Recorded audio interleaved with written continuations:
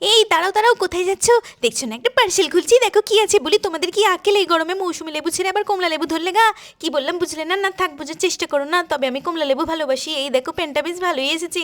আজ সন্ধ্যাবেলা চপ খাবো না? ও আচ্ছা, যেহেতু চপের দোকান বন্ধ, কি করি? আচ্ছা দোকান যাই, বলো তো কি কি কিনলাম। আজ বুঝে শুনে বেরিয়েছি না, যখন কেউ চপ ছুঁড়ে মারতে পারে বাবা গো। আচ্ছা আমি ভাবছি চপের দোকান কি উঠে যাবে, খাবো না আমরা চপ। এই দেখো আমার অ্যাসিস্ট্যান্ট দাঁড়িয়ে আছে, ওরও ভয় পাচ্ছে কখন কি ছুঁড়ে মারবে। দূরে কতগুলি লোক আসে, পালাই বাবা। বাড়িতে আজ কি হবে জানে, এগরোল। এই দেখো প্রথমে নেচি কেটে গোটা করে নেওয়া হয়েছে, ও বাবা তেলে দিয়ে ভাজা হচ্ছে, পেঁয়াজ গাজর শশা সমস্ত কিছু দিয়ে দেওয়া হবে। আর ডিম পরোটা দিয়ে ভালো করে যেখানে সাজিয়ে নেওয়া হলো, ভালো করে পাকিয়েও নেওয়া হলো, রেডি হয়ে গেল এগরোল।